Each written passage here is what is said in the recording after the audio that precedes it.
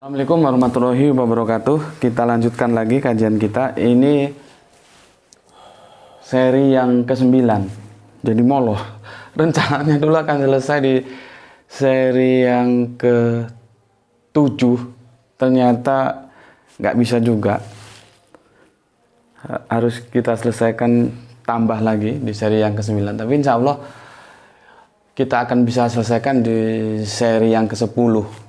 Ini yang ke-9, jadi tinggal satu seri lagi gitu ya. Nanti kita ambil kesimpulannya. Oke. Tentang Kanjeng Nabi Isa tidak turun lagi. Ini seri yang ke-9 yang kita kaji untuk saat ini, judulnya antara Imam Mahdi.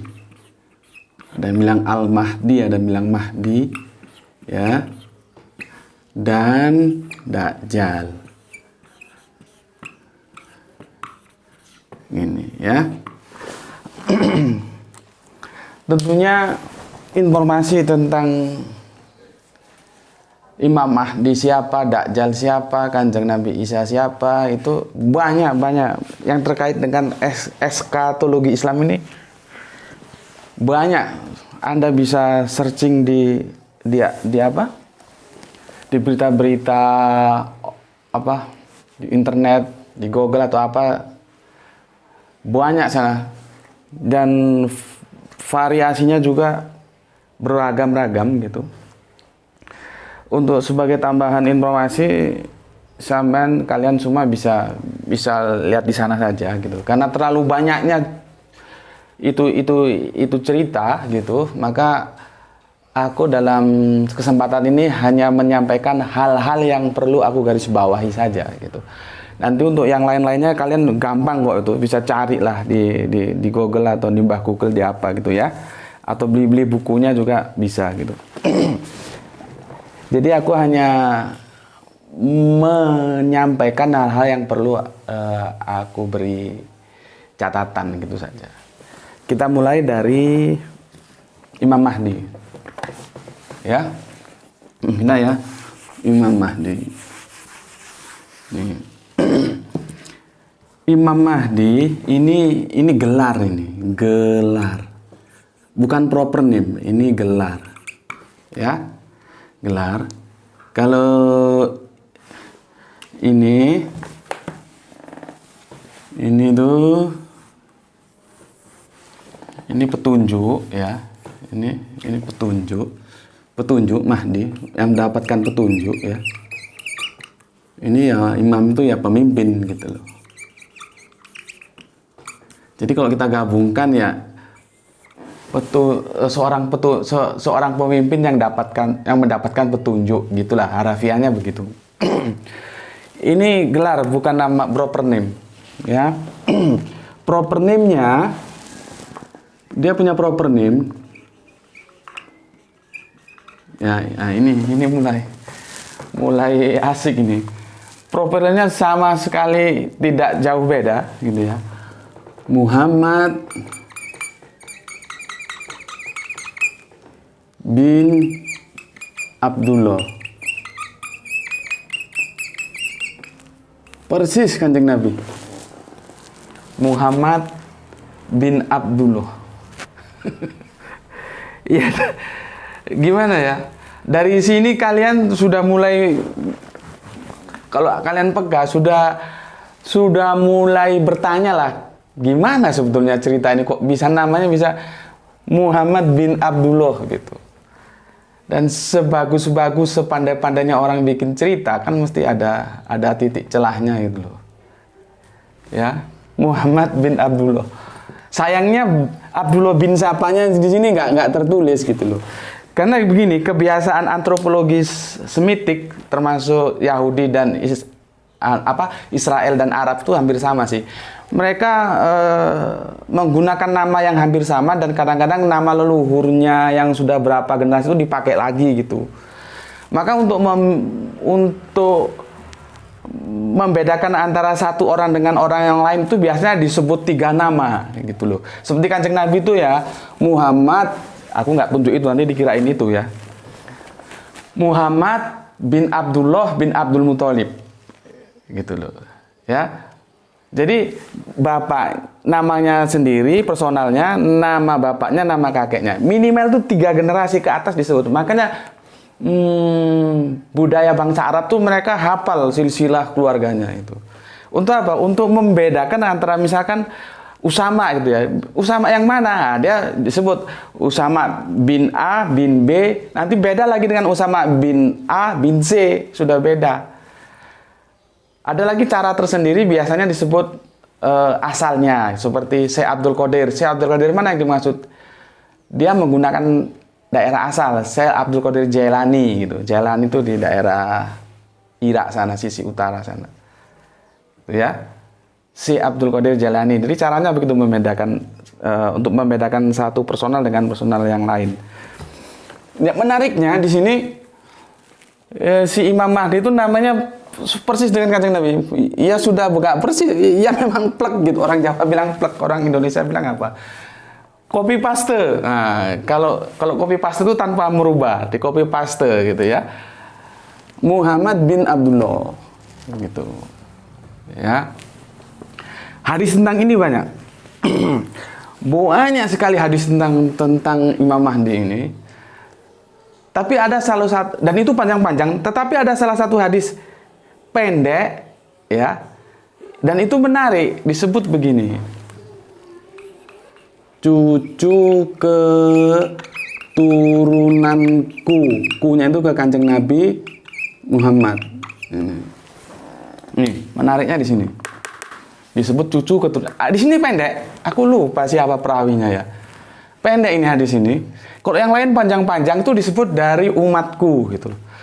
Kalau dari umatku itu dia masih universal, masih terbuka luas siapa yang akan memasuki persyaratan itu gitu. Seperti aku, kau, kalian juga, kita semua bisa kan, kita umat Kanjeng Nabi Muhammad gitu loh. Tapi kalau di sini tidak, dia sudah mengkerucut cucu keturunanku, kan punya itu Kanjeng Nabi Muhammad gitu ya. Di sini gimana ya? Kita sepakat nggak bahwa garis keturunan itu patriark, bukan matriark, ya? Kalau di Islam tuh kita ikut patriark, bukan matriark. Kebetulan Jawa, Batak itu patriark juga. Jadi garis keturunan itu diambil dari bapak, bukan dari garis ibu. Kecuali di daerah Jawa, Sumatera Barat sana ada yang dari garis ibu, itu ada. Gitu. Tapi dalam konteks teologis Islam itu dari garis bapak, gitu loh. Seperti Kanjeng Nabi Isa itu disebut satu-satunya, yang satu-satunya nggak ada lain, disebut dengan Isa ibnu Maryam, itu dinisbahkan ke ibunda karena memang dia tidak punya bapak, gitu loh. Maka nisbahnya ke ibundanya, ya. Selama punya bapak, itu dinisbahkan ke bapaknya. Itu artinya apa? Garis keturunan itu dari jalur bapak, gitu loh ya. Cucu keturunan itu dari jalur bapak, gitu. Aku harus hati-hati sekali di sini ya, karena jangan sampai ada yang tersinggung ya. Dalam ranah sosial, kalau ada yang mengaku keturunan Nabi atau cucu Nabi, ya aku hormati. Aku hormati itu. Apa sih susahnya menghormati orang ya? Tapi dalam segi akademik aku tolak. Gitu loh, tolong dipahami. Dalam segi akademik aku tolak. Dalam segi ranah sosial, kalau ada orang ngaku cucu Nabi gitu, ya aku hormati. Apa susahnya kita menghormati orang, membuat orang senang, supaya relasi kita itu baik, kan nggak ada masalah gitu. Tapi dalam segi akademik aku tolak. Dan kita sekarang berbicara dalam wilayah akademik gitu loh, bahwa garis keturunan itu diambil dari laki-laki, sementara keturunan Kanjeng Nabi itu yang laki-laki, anaknya itu sedo, meninggal semua, baik yang dari Maria Kipti maupun dari Ibunda Hadijah. Yang tertinggal tentang wanita, dari tinggal wanita, termasuk Fatimah, tinggal wanita. Jadi artinya kalau disebut cucu keturunanku, sedangkan garis keturunan Kanjeng Nabi sudah selesai, ya mungkin itu cara Gusti Allah ya, bagaimana supaya tidak ada ego keturunan gitu kan. Kalau Islam itu kan nggak peduli Siapapun, nggak peduli suku, nggak peduli bangsa, nggak peduli status sosial, nggak peduli keturunan, Islam itu egaliter gitu loh. Dia hanya dibedakan yang kamu paling mulia di hadapan Allah itu ya yang paling takwa. Itu Islam tuh legaliter begitu. Mau kamu bangsawan, mau kamu petani, rakyat jelata, tukang ngarit, tukang angon wedos, kamu takwa enggak? Kamu hidup dalam aturan Allah enggak? Itu aja parameternya. Kalau kamu bertakwa berarti kamu yang mulia. Gitu aja. Jadi kalau kita melihat orang itu, kita menghormati orang, kita menghargai, nggak usah dilihat macam-macamnya. Dilihat dia hidup dalam aturan Allah enggak? Dia takwa enggak? Kalau dia takwa, kita hormat. Parameternya apa? Yang aku bilang tadi, kemarin. Al-Quran itu menjadi parameter keberagamaan kita. Nggak ada yang bisa mengalahkan itu, parameter tertinggi. Gitu loh, ya. Oke, jadi di sini putus sudah, gugur. Cerita ini gugur gitu loh. Bentar, cerita ini gugur. Karena di sini disebut ini. Kalau misalkan ini nggak kita ambil, ini dianggap lemah, berarti kan ini bertentangan dengan yang sekian banyak hadis yang panjang-panjang tadi yang menyebut umatku itu nggak pakai cucu, umatku. Dari sini bisa kita lihat, akhirnya toh kita harus memilih kan antara sekian hadis. Ya itulah relativitas hadis tuh begitu gitu. Jadi kalau ada satu hadis diterima oleh seseorang dan ditolak oleh orang lain, itu biasa gitu loh. Nggak usah harus dipikir ribet gitu, biasa ya memang begitu, nggak bisa dia absolut. Sejarah hadis aku udah jelaskan kemarin, antara akhirnya dua kita hitung kalau umur kita 60-an, berarti 3 generasi kemudian baru ditulis. Kemungkinan ada kesalahan itu sangat banyak gitu ya. Oke, berarti di sini putus dia. Ya, sekarang selesai Imam Mahdi. Oke.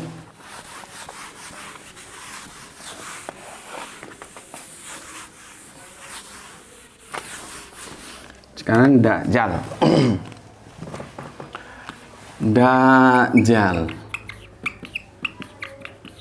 Ya. Ini aku cerita lagi gini. Ternyata ya, kalau di seri yang awal itu, kalau nggak kedua, ketiga, kan aku sudah ceritakan bahwa penantian terhadap sosok yang dapat menyelesaikan masalah kehidupan itu tidak saja ada dalam perspektif teologis, juga dalam perspektif budaya. Aku sudah jelaskan tuh, lo nggak salah di seri 2 atau 3 kau lihat ulang lah. Jadi mengharapkan orang datang, entah itu dari langit, entah itu ucuk-ucuk lahir, itu bukan lagu baru itu. Sejak dulu sudah ada. Nah, itu seseorang yang menjadi hero lah gitu ya, menjadi pahlawan. Nah, ternyata sekarang kita giliran bukan yang menjadi pahlawan, tapi lawannya, yang menjadi biang keroknya gitu loh. Yang menjadi biang keroknya ternyata juga sama gitu loh, sama-sama ada di budaya juga ada, di teologis juga ada. Aku bilang Hindu Buddha itu budaya karena itu agama yang berkembang dari konteks budaya ya, tidak dia ardi, tidak samawi gitu. Jadi ternyata di sana juga ada, cuman namanya saja yang berbeda, tetapi karakter sifat-sifat itu ada gitu loh. Jadi kan menarik, bukan suatu barang baru ternyata. Tokoh-tokoh yang kontroversial atau yang antagonis itu ya. Kita mulai dari Hindu. Jangan dari Hindu. Ya. Hindu, kalau kalian senang wayang ya, itu yang berperan sebagai Dajjal itu Sengkuni. Nih. Ini tokoh provokatif ini. Provokatif. Kalau orang Jawa bilang tumbak cucuan, tukang adu domba sehingga terjadi peperangan antar manusia, Pandawa dan Kurawa gitu loh. Ya. Ini tokoh provokatif. Sengkuni, ya. Jadi membuat pertikaian, membuat gaduh, tidak aman sama kita saling berseteru, ya ini. Sengkuni ini di dalam Hindu. Oke. Sekarang di dalam Buddha.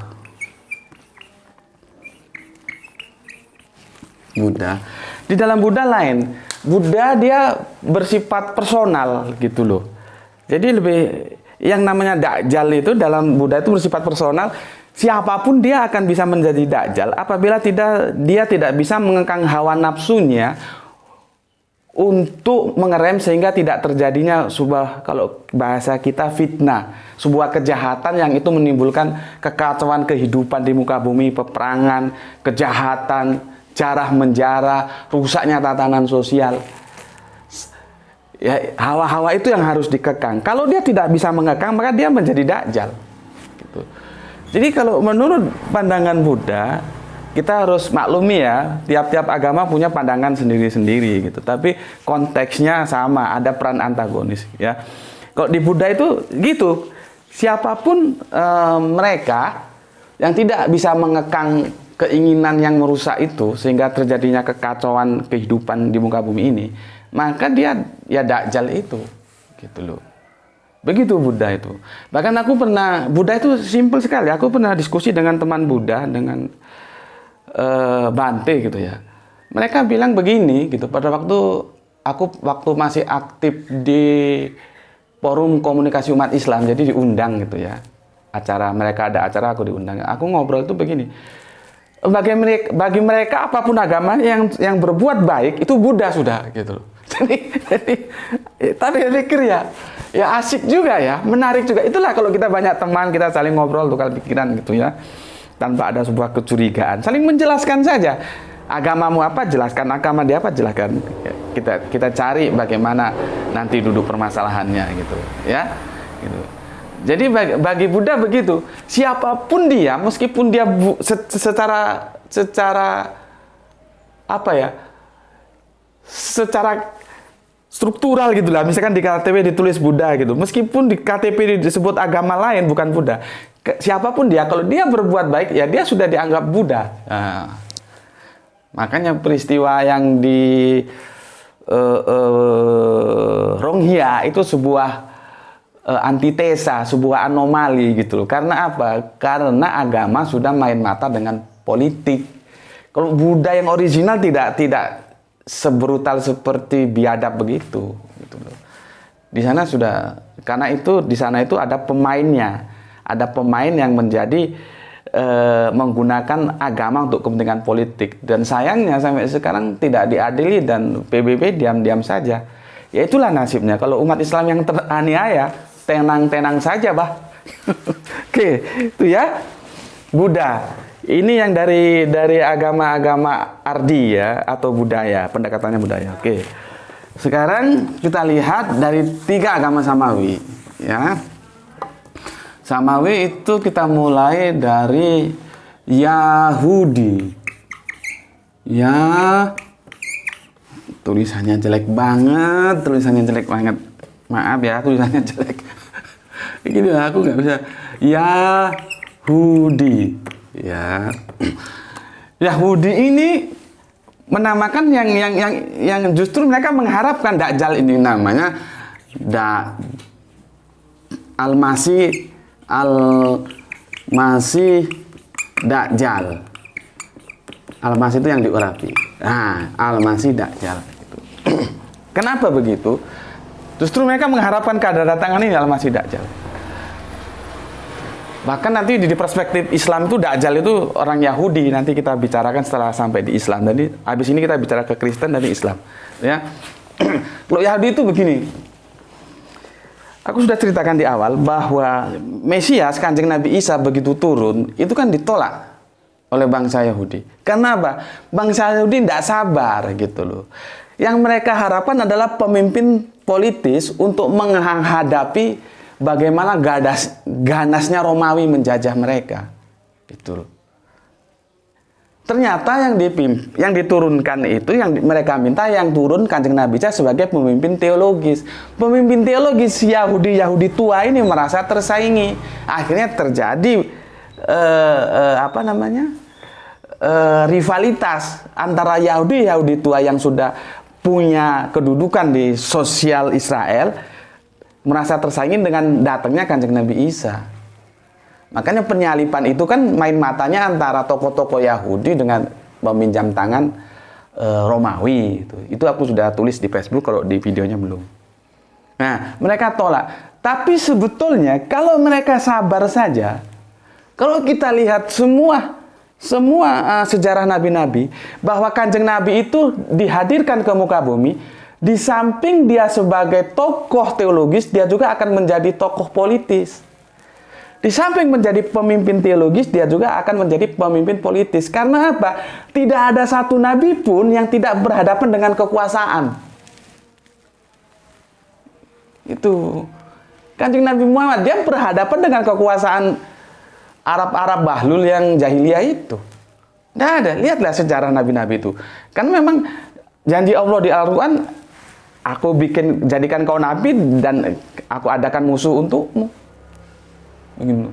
Jadi tidak ada nabi itu yang tidak berhadapan dengan kekuasaan.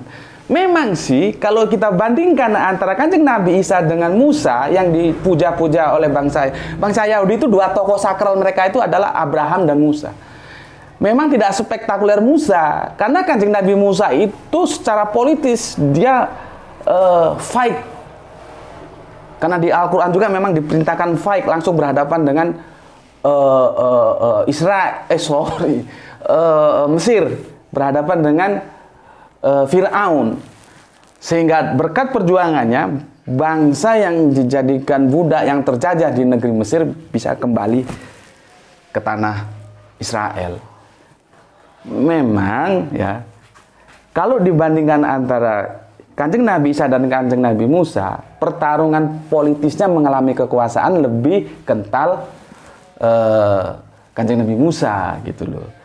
Tetapi bagaimanapun sebetulnya, kalau saja Yahudi atau Israel itu sabar, bagaimanapun Kanjeng Nabi Isa itu pada hakikatnya nanti akan menjadi tokoh politis juga untuk berhadapan dengan Romawi. Karena nggak sabar itulah, maka mereka tolak, mereka mengharapkan kedatangan Mesias lain gitu. Yang kemarin juga ribut, katanya Mesias sudah datang lagi, padahal belum datang. Akhirnya berita itu ditutup dengan oleh sumber otoritas Israel, nggak boleh beredar gitu.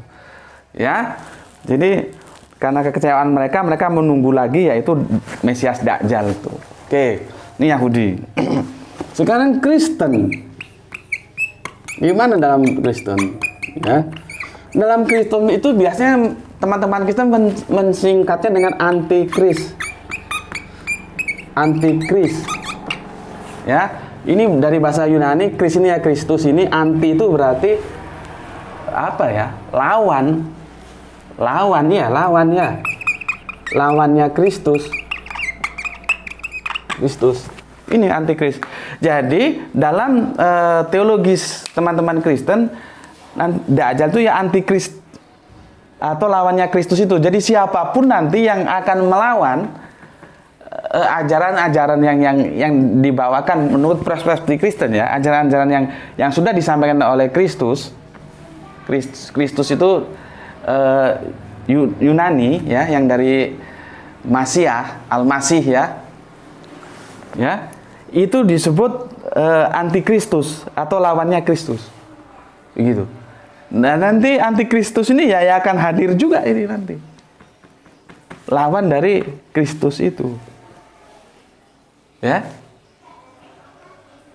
Asik ya, hampir kesamaan. Kayak gitu lah. Oke, sekarang kita fokus ke Islam. Fokus ke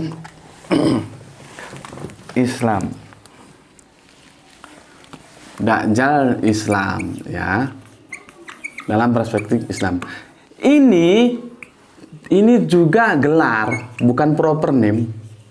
Gelar ya. Karena di hadis itu ada yang mengatakan 30 Dajjal. Dan ini Dajjal kecil ini. Nah, nanti yang jadi momen yang kalau dari perspektif Islam itu Dajjal yang nanti jagoannya itu, Dajjal gede itu akan tarung melawan Imam Mahdi. Maka setelah bertarung itu Kanjeng Nabi bisa turun untuk memihak Imam Mahdi gitu ya. Meskipun kalau dalam konteks Ahmadiyah, kadang aku kalau melihat itu agak rancu gitu, karena ada sepertinya dalam konteks sepertinya loh ya, kalau aku baca itu, aku pelajari, Ahmadiyah itu memandang, tolong kalau salah dikoreksi, Kanjeng Nabi saya itu ya sekaligus Imam Mahdi itu gitu loh. Kalau dalam konteks teman-teman sepertinya seperti itu, makanya Mirza Ghulam Ahmad itu diangkat sekaligus jadi Imam Mahdi dan sekaligus menjadi Kanjeng Nabi Isanya. Gitu loh. Ini yang aku sudah jelaskan ya, nggak usah ulangi. Yang Qadian tentunya, bukan yang Lahore gitu ya. Jadi gini, ada Imam Mahdi kecil, nanti ada Imam Mahdi besar. Menarik ini ceritanya.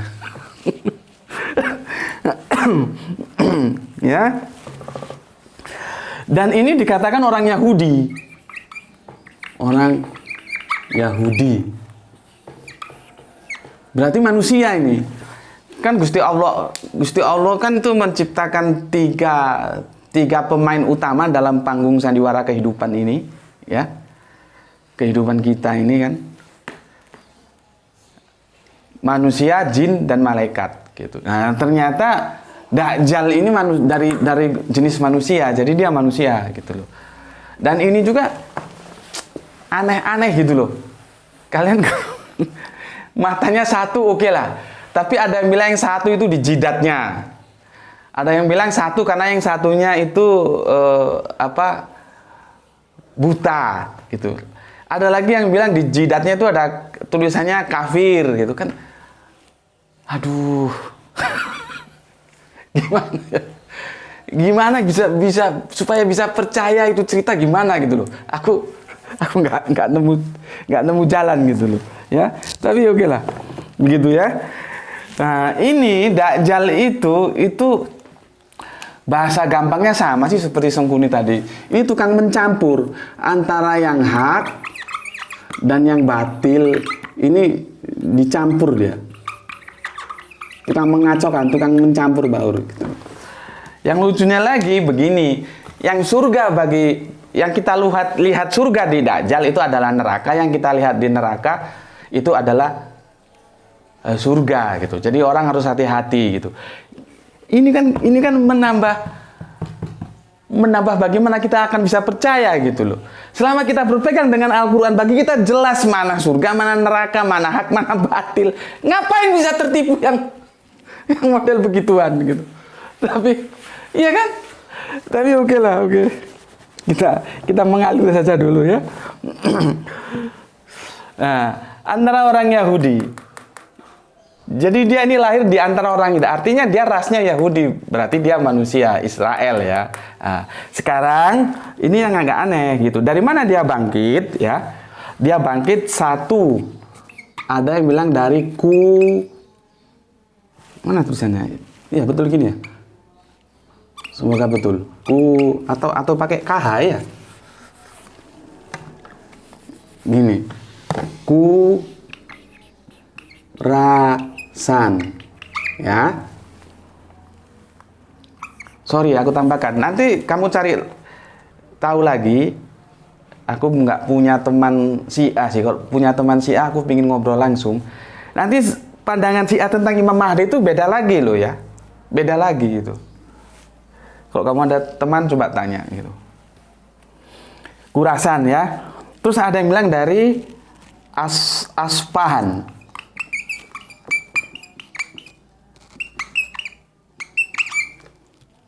Kalau ini di Iran. Kalau ini di Arab. Nah, ya. Terus ada lagi yang mengatakan itu bangkit antara Syam dan Irak. Aku kurang connect karena dia nggak detail ya, hanya ancer-ancer antara Syam dan Irak. Apakah yang dimaksud Syam dan Irak itu Khurasan ini gitu loh? Ya, karena dia nggak jelas. Kalau ini kan jelas dua ini nggak jelas Syam dan Irak. Kan itu ya luas kan, dua negara kan. Apa yang dimaksud Syam dan Irak itu daerah Khurasan gitu loh. Wallahu alam ya. Tapi gini aja lah, oke lah, kita hilangi yang ini aja lah. Kita anggap Syam Irak itu Khurasan ya. Kita hilangi dua gini aja. Dari sini kita akan diskusikan. Berarti kalau dia Yahudi diaspora. Si Dajjal itu Yahudi diaspora.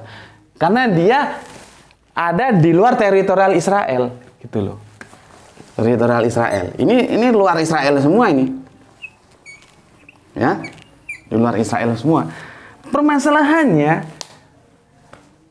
bisakah seseorang lahir dari dua tempat? Bisa nggak? Bisakah seseorang itu lahir, bangkit di sini tentunya yang dimaksud lahir ya. Lahir dari dua tempat tuh bisa nggak? Hah? Kan ya nggak bisa. Seseorang itu kalau dia lahir di Jakarta, berarti ya di Jakarta. Nggak mungkin dia lahir di Jakarta dan dia lahir di Malang. Nggak mungkin lah gitu. Artinya cerita ini juga sudah gugur. Gugurnya apa? Kalian harus memilih antara ini atau ini yang benar. Di samping cerita-cerita yang katanya ada matanya lah, ada tulisan kafirnya lah, atau segala macam. Dari sini itu sudah gugur. Gugurnya apa? Sudah tidak absolut, relatif. Mana yang benar? Ini pun kalau tinggal dua, kalau ternyata yang dimaksud antara Syam dan Irak itu ternyata bukan Khurasan, jadi tiga. Gitu kan? Sudah masalah gitu loh. Artinya putus dia di sini. Keabsolutannya cerita ini putus gitu. Karena harus memilih mana yang benar. Oke? Itu yang aku kira perlu aku sampaikan. Kalau hal-hal lain banyak lah, itu kalian baca sendiri bisa kok. Hanya yang penting aja lah, supaya kalian punya informasi tambahan. Oh ternyata Imam Mahdi begitu, Dajjal itu begitu gitu ya. Ini yang penting-penting saja lah gitu. Yang penting-penting saja. Sebetulnya kalau memang Dajjal itu cirinya jelas kan enak ya. Oh matanya satu, berarti begitu dia lahir kan, sekarang teknik komunikasi kan sudah berkembang. Sebelum dia besar ya digejek dulu. Kan begitu. Apa sulitnya? Kalaupun lingkungan Yahudinya kuat menutupi, seberapa lama dia bisa menahan rahasia bahwa Dajjal ini sudah lahir gitu. Kan informasi jebol juga. Gitu loh. Cobalah berpikir rasional ya. Berpikir rasional lah. Kalau memang kan lebih gampang meniteni, orang Jawa bilang meniteni apa ya? Menandai si Dajjal daripada Imam Mahdi. Karena apa? Jelas matanya satu. Kalau dipahami secara harafiah seperti itu kan. Ya pokoknya matanya satu dengan seperti gambar-gambar. Aku juga nggak tahu dia gambar seperti itu dari mana dia. Apakah itu imajinasi saja? Ya, kan tinggal digejek aja itu orang sebelum gede. Ibarat ilalang sebelum tumbuh tinggi dibabat dari bawah. Ketika dia mulai tumbuh, jangan biarkan tinggi bikin kita gatel, bikin tumbuhan-tumbuhan kita rusak, gitu loh. Babat lalang ketika masih pendek, jangan biarkan tinggi, gitu. Karena gampang. Kalau memang itu benar, cirinya itu gampang kita tandai itu, matanya satu itu. Mata satu pun tinggal mata yang sebelah mana, ada yang di batuknya satu, ada yang dua tapi satu matanya buta kan. Aduh, nggak tahu lah gitu, kalian pikir aja. Oke, sekarang aku membagi peta supaya kalian bisa memahami ya.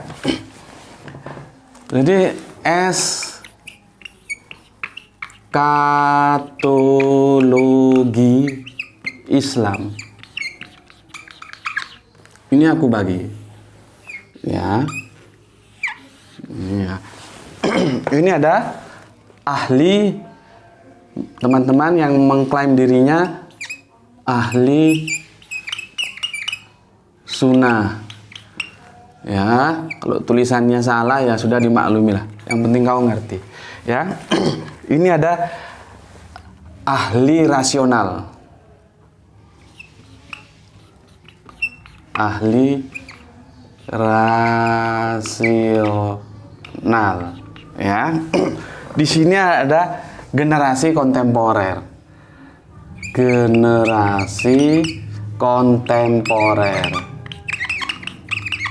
Ya, kita kelompokkan jadi 3.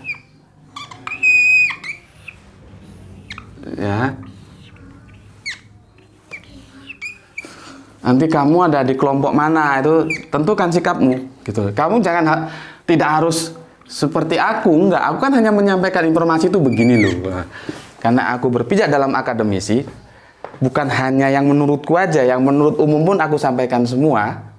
Nanti kau itu tinggal memilih ada yang di mana, bebas terserah gitu ya. Enggak harus seperti aku, enggak harus begitu. Ya. Ini anak panah gini ya. Set. Ini ya. Ahli sunnah itu mainstream. Islam terus gini. Islam mainstream. Ya. Ini biasanya orang bilang Mu'tazilah. Sorry. Inilah. Ini dengan bahasaku aku bilang apa ya? Kontemporer ini. Aku pilih yang kira-kira kekinian, tapi jangan dipahami kekinian kini ya. Kekinian maksudnya setelah ini gitu loh. Kontemporer, kekinian. Nah, gitu. Ya. Terus bagaimana peta ini? Ini eskatologi dipandang oleh ahli sunnah itu hakiki dia. Jadi seperti cerita hadis itu ya terjadi begitu, ya, hakiki. Nah, mainstream tuh begini. Sementara yang ahlian rasional itu terang-terangan menolak.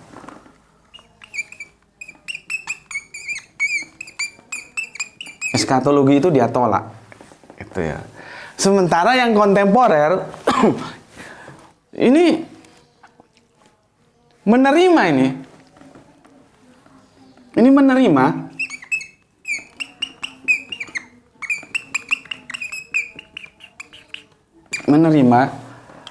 Sorry. Ini aku giniin dulu. Enggak di sini dia. Ini juga menerima.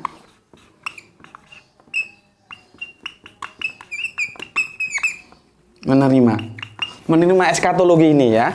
Jadi gini. Ini ya, ahli sunnah ini menerima eskatologi ini. Ini ahli rasionalis menolak. Jadi wis nggak ada keterangan di sini. Menolak dia. Ini menerima ya. Yang kontemporer, generasi kontemporer ini juga menerima. Gitu loh. Dia tidak keberatan, dia terima. Nah, gini ya. Nanti bedanya itu di sini. Di sini. Di sini mereka menerima secara hakiki. Persis seperti bagaimana hadis yang mereka baca, cerita yang mereka baca. Meskipun eskatologi ini tidak ada dalam Al-Quran. Mereka terima. Ya, aku sudah jelaskan kemarin ya. Tentang Al-Quran menjadi parameter kita untuk menentukan sebuah kebenaran ya. Jadi ahli sunnah itu menerima secara hakiki, gitu, tekstual gitu loh. Kalau ini sudah nggak bisa dibicarakan, ini menolak kan. Nah, kalau yang kontemporer ini majas, metafor dia. Di sini, gitu ya. Metafor. Tidak sama-sama menerima. Tapi yang satu hakiki, yang satu majas. Cuman sebetulnya ini lebih dekat ke sini sebetulnya. Gitu loh. Tapi dia masih mengkompromi. Oke lah, kita terima cita. Tapi dalam majasi, karena apa? Nanti ini akan kita bahas di apa? Civilization, perang peradaban. Gitu ya. Perang peradaban. Makanya Samuel Huntington tuh nggak terlalu istimewa tentang bukunya Perang Peradaban antara Islam dan Barat ya. Ketika Islam lawan Barat. Aku sudah berkali-kali jelaskan bahwa Islam tuh bukan hanya sekedar agama ya, tapi dia sebuah peradaban kehidupan yang semuanya lengkap di sana gitu loh. Kenapa ya? Karena kan sebagai penyempurna dari agama-agama yang terdahulu gitu loh. Jadi abrogasi itu begitu, ini saling melanjutkan sampai di Islam gitu loh. Nah, nanti ini kita bicarakan berikutnya ya di season ke-10, season penutup gitu. Insya Allah nanti Muhammadiyah dan Nahdlatul Ulama atau NU akan kita geret ke diskusi ini ya. Nah, supaya kalian tahu kemana arah yang aku bangun sebetulnya ketika membahas tentang eskatologi ini ya. Ya, jadi kalian harus ikuti semua secara berunut dari seri 1, 2, 3 gitu ya, sampai ke nanti ke 10. Ini aja dulu yang penting. Sekarang kalian sudah tahu petanya, silakan tentukan sikap kalian masing-masing tanpa harus ada yang mempengaruhi atau saling dipengaruhi. Tentukan aja, nggak apa-apa. Anda kelompok yang ahli sunnah, yang ahli rasional, yang kontemporer, monggo silahkan. Itu dulu ya, mau aktivitas lagi ini. Maaf kata kalau ada yang kurang gitu, tapi aku sudah berusaha juga untuk sebaik mungkin supaya kalian bisa paham. Kalau memang masih dirasa kurang begitu bisa menjelaskan atau kurang jelas, ya mohon maaf lah gitu. Nanti kita learning by doing, semoga kedepannya lebih baik dan ini bisa menjadi proyek kajian kita bersama gitu. Kalau nanti mau menentukan posisi Anda bagaimana, itu terserah Anda ya, bebas saja di sini. Oke? Matur nuwun, assalamualaikum warahmatullahi wabarakatuh.